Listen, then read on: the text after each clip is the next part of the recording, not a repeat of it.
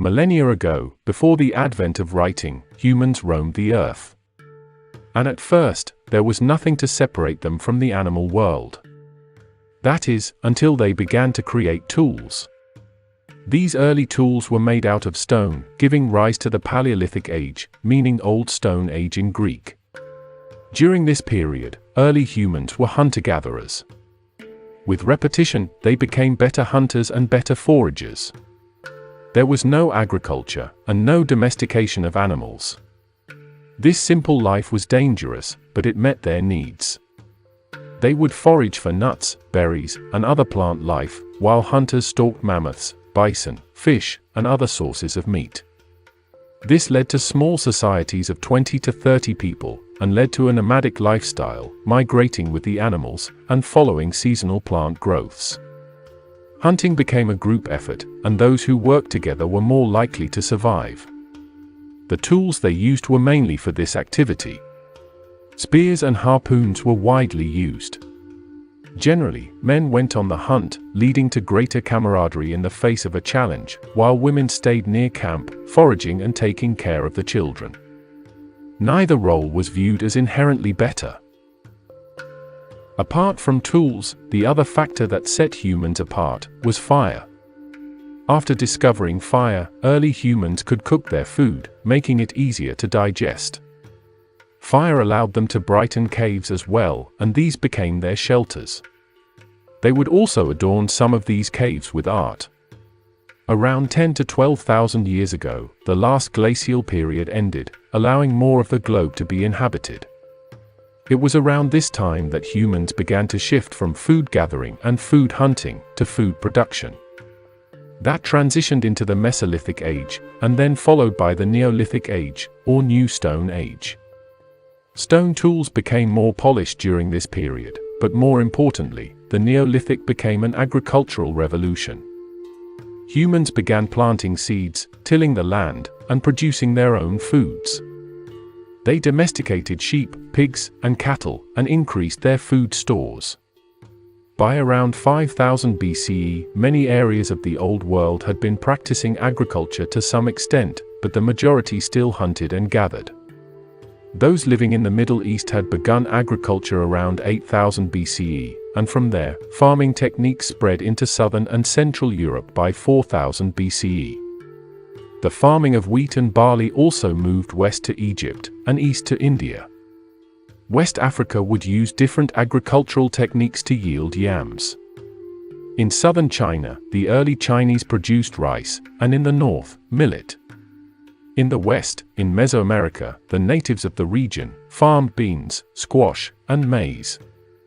What truly made this a revolution was that farming allowed humans to remain sedentary through generations. This is what created the first Neolithic farming villages. The oldest were found in the Middle East.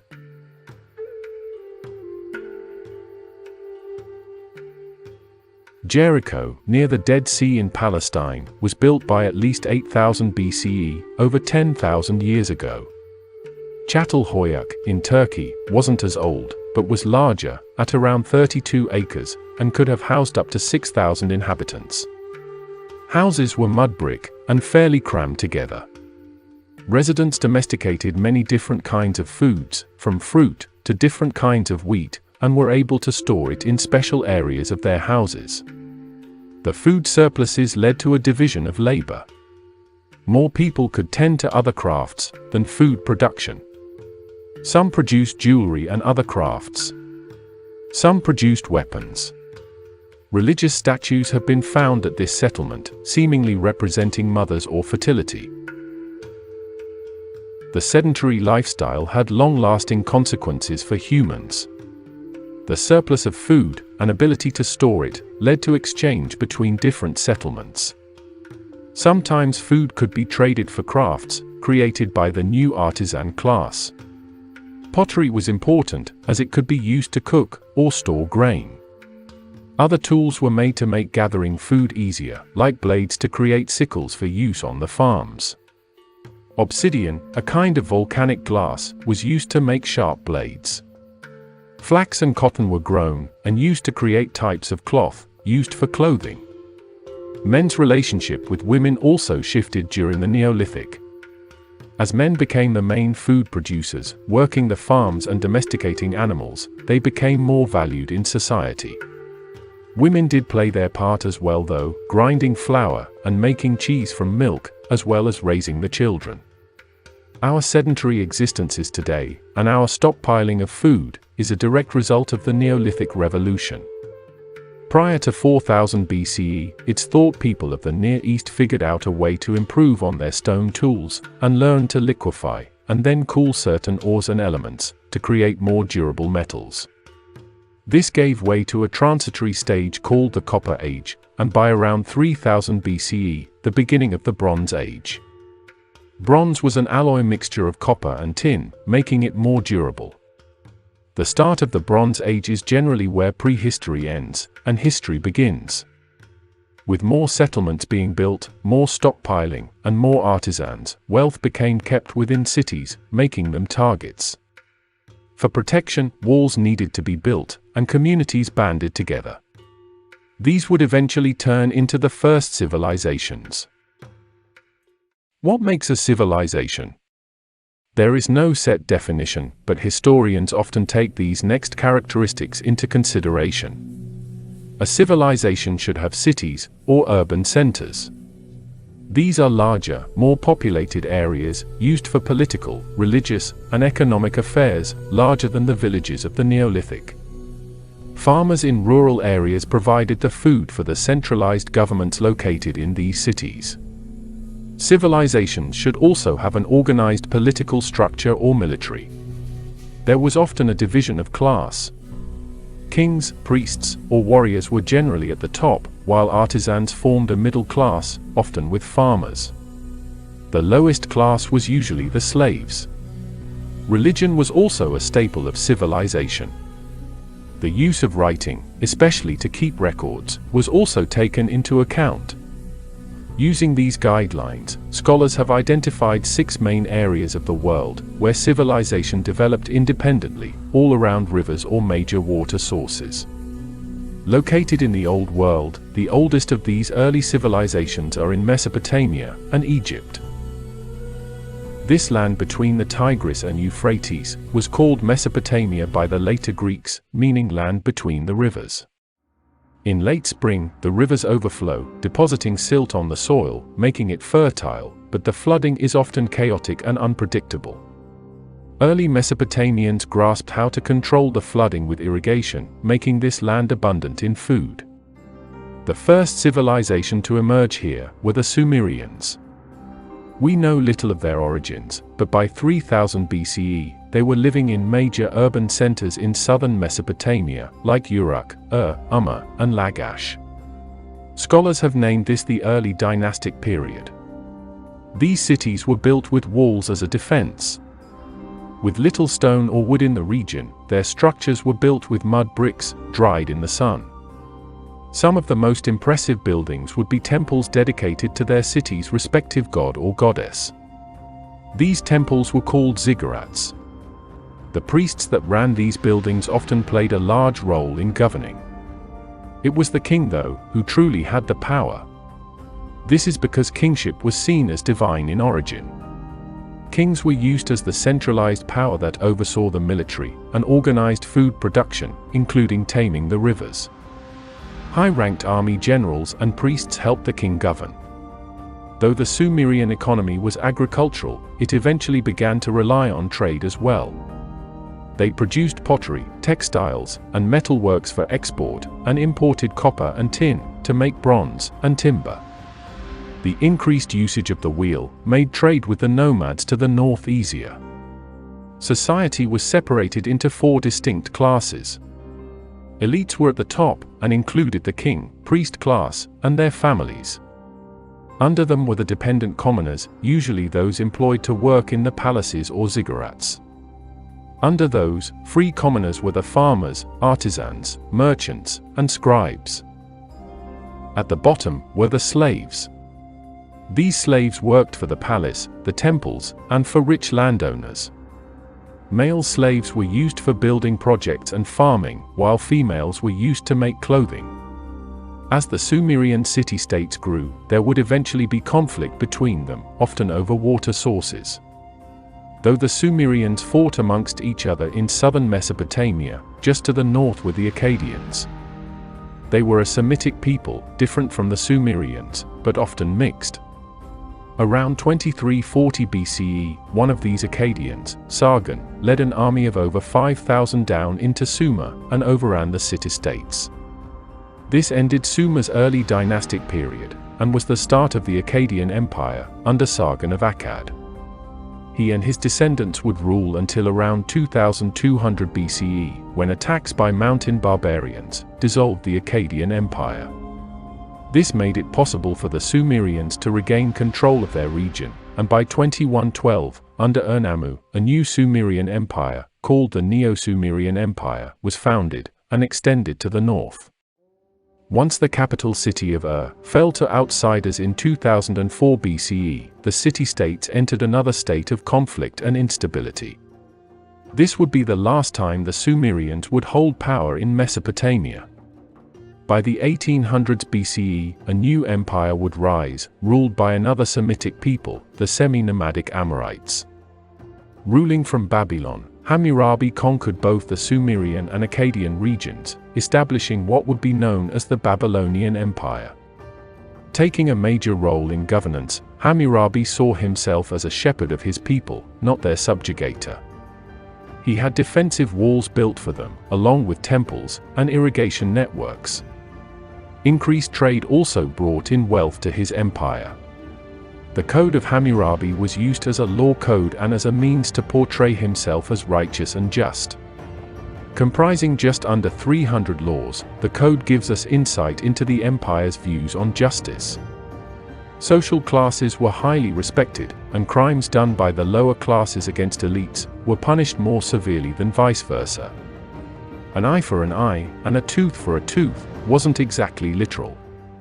It simply meant that punishments should be equal to the crime committed, classes being equal, of course. These retributive elements could have influenced law codes all over the Near East for centuries afterwards. Divorce was prohibited, but a man could divorce his wife if she was not able to bear children. If a man's wife was acting in a humiliating fashion, she could be prosecuted as well.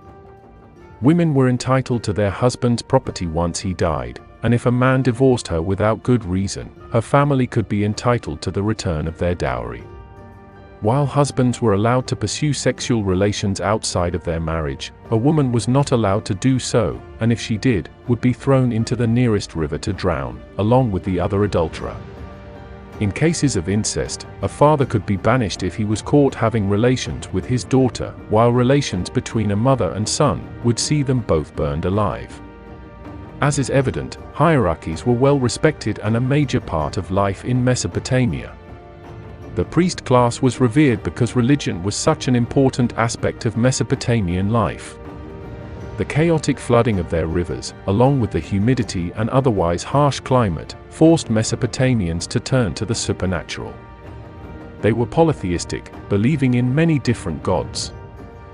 The most important force in the world, God of the sky, Enlil, God of the wind, Enki, God of the earth and rivers, and Ninhursag, the mother goddess of the mountains and fertility. Mesopotamians believed these gods created them to do their manual labor for them, so viewed themselves as their servants. To figure out a god's desires or plans, priests would practice divination. The most common form was sacrificing a goat or sheep, and then examining their organs.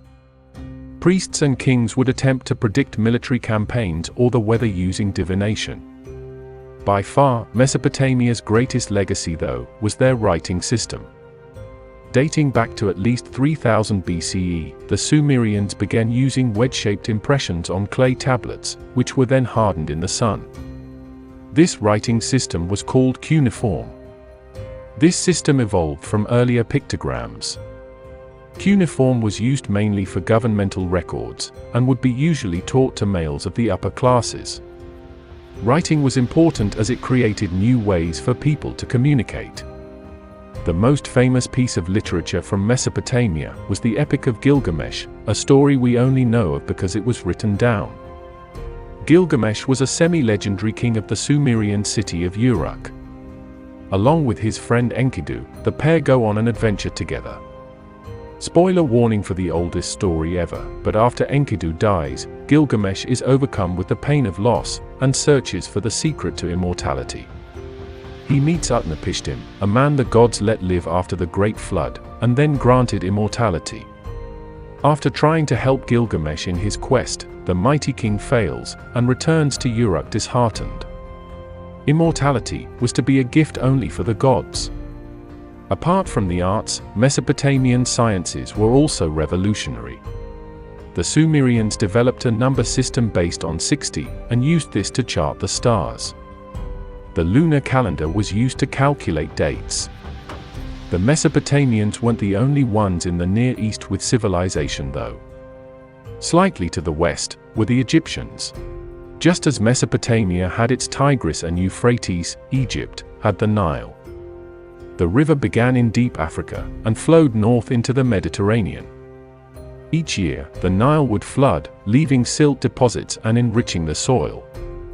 Egyptians would call this the Black Land, because of the fertile ground, in contrast with the Red Land, the barren Egyptian deserts. The river splits before emptying into the Mediterranean, forming more fertile areas called the Nile Delta. Corresponding to the way the Nile flows, this region was called Lower Egypt, while more upstream, and further south, was Upper Egypt.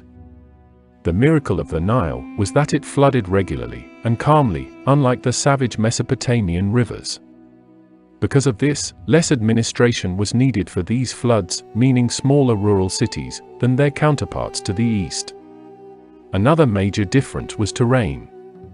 A major theme in Mesopotamia was constant invasion, resulting in instability, and a constant changing of power. Egypt, on the other hand, was well protected by natural boundaries. Deserts lay to the east and west, the Mediterranean to the north, and the Nile's cataphracts could be guarded to the south. This stability, mixed with the predictability of the Nile, is what caused Egyptian civilization to last for thousands of years. Historians lay out Egypt's history in three distinct periods: the Old, Middle, and New Kingdoms, times of prosperity and strength. Before the Old Kingdom though, Egypt was ruled by different tribal chieftains. By around 3100 BCE, a king named Nama would unify Upper and Lower Egypt into a single kingdom, gaining both the white and red crowns, and beginning Egypt's dynastic period. The Old Kingdom began around 2700 to 2575 BCE, with the 3rd or 4th dynasty. With its capital at Memphis, Egypt during the Old Kingdom period was a time of prosperity, constructing Egypt's longest-lasting legacy, the pyramids. Egyptian kings would eventually take the name of pharaoh in a later period, and were considered divine. Pharaohs were to rule by the principle of Ma'at, a universal harmony and order of the universe. The Egyptian bureaucracy eventually grew, and was governed by the king's vizier. To better administer Egypt, the land was divided up into provinces, later called nomes by the Greeks. Each nome was appointed a governor, called a nomarch. Over time, these nomarchs gained too much power, leading to the end of the Old Kingdom, and a decentralized intermediate period by 2150. By 2055, a new dynasty managed to take back power, ushering in the Middle Kingdom period, Egypt's second golden age. This period had a more centralized government, with nomarchs having to provide more duties for the king. The title of pharaoh went from a title of divinity, to that of a shepherd leading its people. The pharaoh was still at the very top of all the social classes in both the Old and Middle Kingdoms. Below the pharaoh was the upper class of nobles and priests. They were responsible for rituals involving the king, and with managing the wealth. Below them were artisans and merchants. They would trade with other cultures, including Mesopotamia, and travel down the Nile to other villages. Trade was open between Crete, Nubia, and the land of Punt. Egyptian artisans were some of the best in the world, and offered a wide variety of goods. Below them were the farmers, the majority of workers. As the pharaoh and his nobles owned the land, those who worked the fields were serfs, and had to pay a portion of their yields to the king. They also could be called for military service, or as workers for building projects. As religion was inextricably linked with Egyptian life, rituals were performed daily by the priest class, supervised by the pharaoh. The most prominent natural wonder in ancient Egypt was the sun, so the sun god, Ra, became the most powerful of all gods. Other prominent gods were Osiris, Isis, and their son Horus. An Egyptian myth tells of Osiris being killed by his brother Seth, and his body cut up into pieces and thrown across the earth. But Isis found his pieces and restored him to life. He became a god of the underworld, and of resurrection. Pharaohs, with the process of embalming and mummification in tombs, could hope to become reborn, just like Osiris. The tombs, those symbols of death, survived for centuries. Built during the Old Kingdom, the pyramid stood at the center of other tombs and mastabas, reserved for family and servants. Pharaohs' tombs were adorned like a regular room, with chairs, weapons, games, and food. This is because they believed that if they preserved the physical body properly, through embalming and mummification, a pharaoh's ka, or spiritual body, would still go on living, and be able to enjoy these pleasures. The mummification process itself preserved the body by drying it out. The brain was pulled out by the nose, and internal organs extracted with small incisions. Next, the corpse was covered in salt to absorb the moisture. Later, the body was filled with spices, and wrapped up with linen soaked in resin. A mask was then placed on this mummy, which was then sealed in a case. This process took around 70 days to complete. It was then placed in its tomb, or pyramid. The largest of these was the Great Pyramid, or the Pyramid of Giza, built by Khufu near the beginning of the Old Kingdom period. This pyramid was the largest ever built, with a 756-foot base, and height of 481 meters. For millennia, the Great Pyramid could be seen from miles away, leaving its mark as an ancient Egyptian icon, and the only surviving of the 7 wonders of the world. Egyptians had other artistic talents as well. Pharaohs and their nobles would commission art, like statues and paintings, for their palaces and temples. Writing also developed independently of the Sumerians, although slightly later. The Greeks would later call this writing system hieroglyphics, meaning priest writings, or sacred writings. These weren't a true alphabet, but signs which depicted objects. Originally carved into stone, different scripts would develop from these, and would be written on papyrus, a paper made from Egyptian reeds. Spoken Egyptian was related to the Semitic language, both a branch of the Afroasiatic language family. The Middle Kingdom would last until around 1650 BCE, when Egypt was invaded by a West Asian Semitic people they would call the Hyksos. Using bronze weapons and 2-wheeled chariots, the Hyksos were able to successfully invade Lower Egypt, fragmenting authority and bringing in the Second Intermediate period. This would only last for around 100 years. The Egyptians learned to make these same bronze weapons and chariots during the occupation, and used these same devices to expel the Hyksos by 1550 BCE, and establish the 18th dynasty, and the New Kingdom of Egypt, a third golden age. With their military advancements, Egypt became more aggressive and less insular, forging an empire that became the most powerful in the Near East. They were a wealthy empire, and had extravagant palaces built, like under Hatshepsut. This was one of the first female pharaohs, and was often referred to as king, and depicted with a beard. Her nephew, Tutmosis III, led several campaigns up into the Levant and Syria and expanded west into Libya. The 18th dynasty continued on, and ran into some self-inflicted trouble with Pharaoh Amenhotep IV. He changed his name to Akhenaten, meaning servant of Aten, the supreme god. Temples were closed, and the priests of Amen-Ra lost their power. Religious power was centered in Thebes, but Akhenaten then created another capital at Amarna. Akhenaten's attempts at monotheism weren't taken very well by the traditional polytheistic Egyptians. They saw it not only as disrespectful, but dangerous. The pharaoh's obsession with these changes also caused the empire to lose its holdings in Syria and the Levant. Akhenaten's successor, the boy Tutankhaten, changed his name to Tutankhamun, rejecting Aten, and restored the old gods. Under the 19th dynasty, Egypt went on to reclaim its status as an imperial power. Ramses is often regarded as the new kingdom's greatest pharaoh. During the Late Bronze Age collapse, around 1200 BCE, Egypt was invaded by the mysterious Sea Peoples, and were a weakened shell of their once great power. Much of the East Mediterranean and Middle East was affected.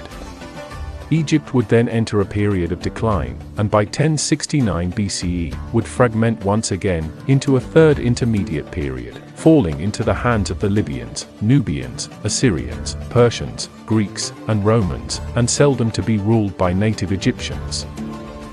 Daily life in Egypt was quite traditional. Marrying young and starting a family was promoted, although men could marry additional wives, if the original couldn't have children, or refused to.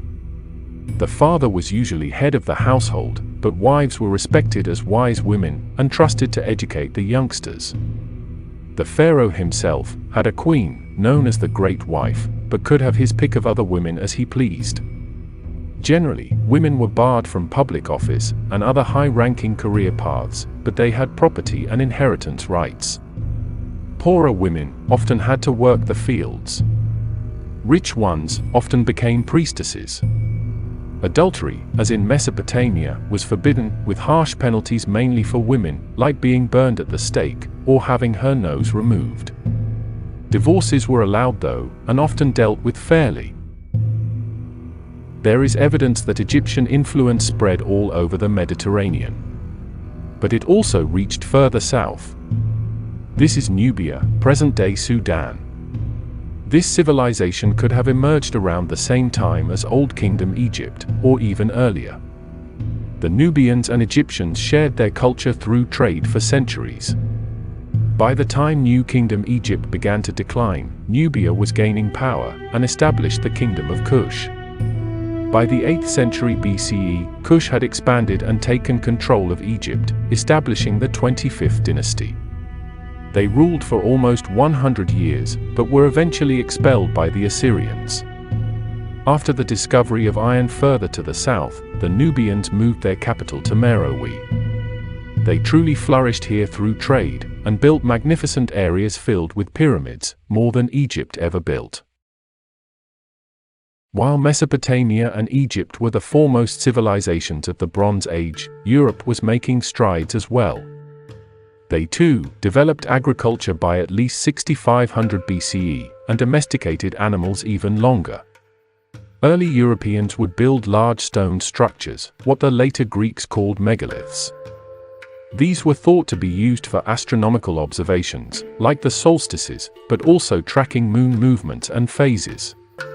Apart from the dominance of the Afroasiatic language family in the Near East, with Semitic and Egyptian, another language group developed, this time around the Pontic steppe. These were the Indo-Europeans. Their language would spread as they migrated all across Europe, branching into Greek, Italic and eventually Latin, Germanic, Slavic, and into Asia, branching into Persian and Sanskrit. Their use of the horse and wheel allowed them a rapid expansion all across Eurasia. Sticking with the Near East, one of the most prominent groups were the Hittites. By 1750 BCE, they emerged in Turkey, absorbing the natives, and establishing their Hittite kingdom, with their capital at Hattusa. By 1600, they had their own empire, becoming rivals with New Kingdom Egypt. They got their hands on iron weapons early, still during the Bronze Age, which was a better alternative to bronze, which needed both copper and tin to create. The Hittites adopted much of the Mesopotamian culture and might have been responsible for introducing it to neighboring regions in Europe. Internal struggles plagued the Hittites, and they became weak enough that they couldn't survive the invasions of the Late Bronze Age. Egypt was weakened and went into slow decline, but the Hittite Empire crumbled. In between both Egypt and the Hittites was the Levant. Now that neither was a presence in the area, new city-states and kingdoms were able to emerge in the power vacuum. In present-day Lebanon were the Phoenicians. They were another Semitic people, residing in their three main cities of Byblos, Sidon, and Tyre. Because of their geography, the Phoenicians always looked outwards towards the sea and became a maritime trading power. Their most famous exports were the timber from their cedar trees and their famous purple dyes, called murex. The name Phoenician was given to them by the Greeks as it derives from the color purple or red. They became expert seafarers, traveling west past the Mediterranean, reaching western Africa, and north to Britain.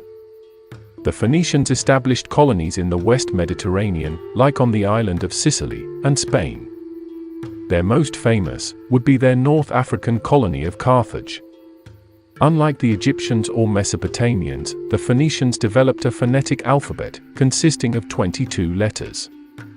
They could be used interchangeably to write out different words in their language.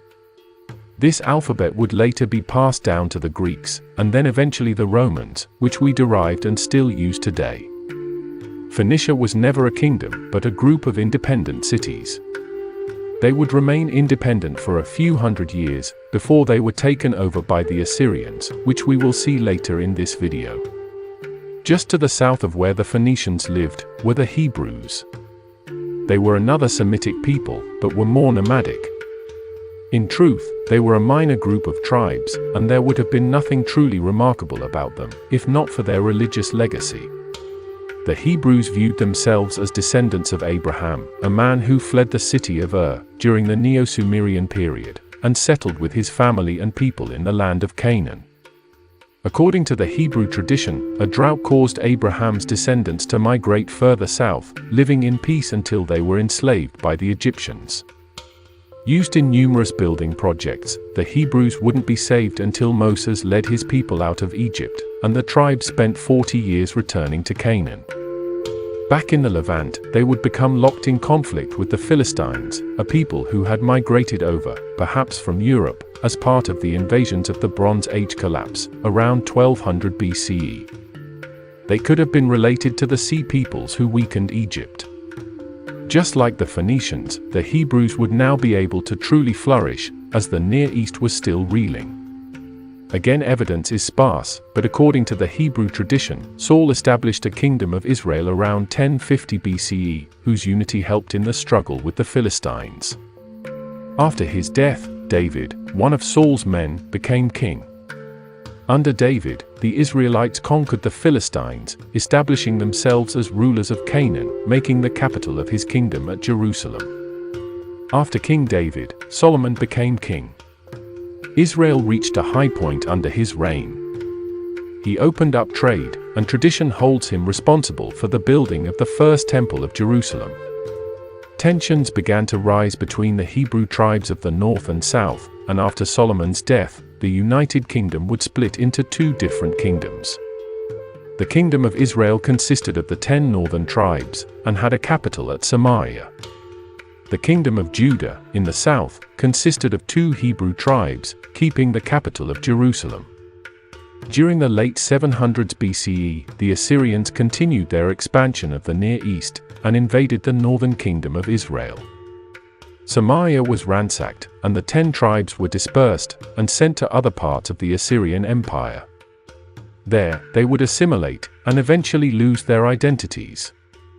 Today, they are known as the 10 lost tribes of Israel.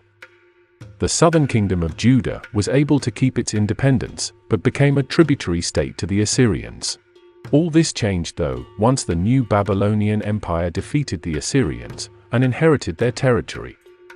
After a revolt, the Babylonians invaded Judah, and destroyed most of Jerusalem by 586 BCE. They then deported the Hebrews living there, sending them to Babylon as captives. This Babylonian Empire didn't last for long, and by the mid-500s BCE, the Persians, under Cyrus, defeated the Babylonians, and released the Hebrews, ending the Babylonian captivity. They returned to Judah, and rebuilt their city and temple. They would eventually be called Jews, after their land of Judah. It is thought that before the exile, the Hebrews worshipped a supreme god, but also believed other gods existed, like that of the moon or trees. It was only during the Babylonian captivity that their monotheism became more firmly established in Jewish minds. This is where they wrote down a lot of their beliefs. The most central of these beliefs was the covenant. This was an agreement made between the Hebrews and their God, that the Lord would protect his people if they followed his laws. The laws were sets of moral and ethical rules, the most famous being the Ten Commandments. These laws were often taught and encouraged by the prophets. These prophets were religious teachers, said to be the voice of God. They would warn of great danger if people broke the sacred covenant. The Jewish experience in ancient times strengthened their faith, and over the next centuries would often put them at odds with their rulers. The Phoenicians and Hebrews were only two small regions on the Levant. Back in Mesopotamia, larger empires would emerge. The Assyrians had resided in northern Mesopotamia for centuries, while Babylonia was in the south, but with the use of iron weapons, the Assyrians went on a campaign of expansion, and by 700 BCE, conquered Mesopotamia, the Levant, and parts of Egypt, Anatolia, and the Iranian plateau. This Neo-Assyrian Empire would be the biggest ever assembled so far in history, but this could have left it overextended. Revolts were quite common, and once their great king, Ashurbanipal, died, Babylon revolted, and forged an alliance with the Medes, a conquered Iranian people. Both Babylon and the Medes then marched on the Assyrian capital, and Nineveh fell in 612 BCE, with the empire crumbling soon after. At its height, the Assyrian Empire was large, but built an impressive communication system, using horses and donkeys to send messages all over the empire, with only a week delay. The Assyrian army was responsible for most of its success. They were mainly a militaristic empire, with a fearsome standing army consisting mainly of infantry. Assyrians practiced using war chariots and constructed some of the best siege equipment in the Near East. Their most potent weapon, though, was their ruthlessness. They were known for cutting down fruit trees, and setting farms on fire, and destroying landscapes. Captives who revolted were treated even worse, and either mutilated or set aflame. They had a policy of deportation, which created a multicultural empire. Assyrian kings were viewed as their god, Ashur's representative on earth. Assyria itself was named after this god. It became wealthy as the crossroads of trade in the Near East. But as they excelled being a military and economically powerful empire, Assyria wasn't the bedrock of culture or civilization, like Babylonia to its south. Most of Assyrian culture was taken from the Babylonians and Sumerians that preceded them. Assyrian kings would see themselves as preservers of those Mesopotamian traditions. The Royal Library of Ashurbanipal was a collection of over 30,000 clay tablets, an assemblage of texts from all over Mesopotamia and beyond. Included among its tablets was the story of the Epic of Gilgamesh. Assyria was known for its art reliefs as well. Realistic scenes of war were portrayed in stone, and the king would be portrayed as a strong figure. After the Assyrian Empire fell to Babylon, Mesopotamian dominance fell back towards the south. This Neo-Babylonian Empire was ruled by a Chaldean dynasty, another Semitic people, either from Arabia or the Persian Gulf. The most famous of these Babylonian kings was Nebuchadnezzar II, who made Babylon the leading city in all of the Near East once again. This new empire would last less than 100 years, and in 539 BCE was conquered by the Persians. The Persians, like the Hittites, were an Indo-European people, and lived on the Iranian plateau. They were groups of nomadic tribes, but were unified by the Achaemenid dynasty. This dynasty managed to conquer the Medes in Iran, and under Cyrus the Great, expand west, conquering the kingdom of Lydia in Anatolia, and marched further to seize the Greek city-states that had been on the coast in Ionia. After campaigns in the east of Iran, and a bit of the Indian subcontinent, he marched on Babylon and captured it in 539 BCE, seizing the Neo-Babylonian territories as well. He made these regions into different provinces, which were called satrapies, and run by governors, or satraps. Cyrus portrayed himself as part of the Babylonian lineage, and was greeted as a liberator. He ended the Babylonian captivity, freeing the Jews to return to Jerusalem where they rebuilt their temple, leading him to be viewed as the anointed king, or Messiah. Unlike the Assyrians, Cyrus was a kind and tolerant ruler, and his subjects, from the Medes to Babylonians to the Jews, viewed him as legitimate. After Cyrus died, his son Cambyses invaded Egypt and added the land of the pharaohs to the empire. Next, King Darius expanded further into India to the Indus, and his generals conquered Thrace and made Macedon a tribute state. In 499 BCE, with aid from Athens, the Greek cities on the Ionian coast revolted and ended up burning the Persian city of Sardis in Lydia. After subduing the cities, Darius then sent an army to invade Greece itself as punishment, but the Persian army was defeated by the Athenians at the Battle of Marathon in 490 BCE.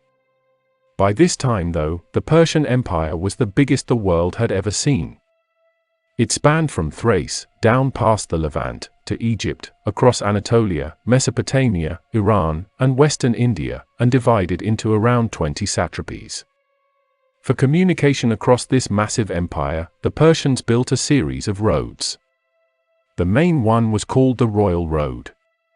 The king himself was never considered divine, but as the chosen of the Persian god, Ahura Mazda. Unlike the pharaohs, the Achaemenid kings kept to themselves, spending their time at remote palaces. After Cyrus, Persian kings became less benevolent, spiking taxes and amassing wealth for themselves. Apart from their palatial splendors, they spent this money on an elite military. The Persian army called upon warriors from all parts of its empire, from Egypt to India, but their most iconic units were Iranian-born infantry. Always numbering 10,000, they would be called the Immortals, as when one was killed, he was immediately replaced. The Persian religion was also quite unique. It was called Zoroastrianism, after its founder, Zoroaster. According to the Persians, Zoroaster was born in the 7th century BCE, and experienced visions and revelations that led him to the one true religion. His teachings were eventually written down in the Zend-Avesta, in the 200s BCE. Most likely predating the Jewish shift to monotheism in Babylon, Zoroaster believed there to be only one supreme god, Ahura Mazda, which means wise lord. He was the creator of all things, and the embodiment of justice and goodness. But just as he was righteous, Ahura Mazda was opposed by his counter, an evil spirit named Ahriman, lord of chaos and darkness. Zoroaster preached that humans had free will, and needed to perform good deeds because at the Last Judgment, human souls that were good would be separated from those that were bad, and sent either to paradise, or the abyss. This is where a lot of the dualistic nature of good versus evil, heaven and hell, and a final judgment comes from. This would later influence Christianity.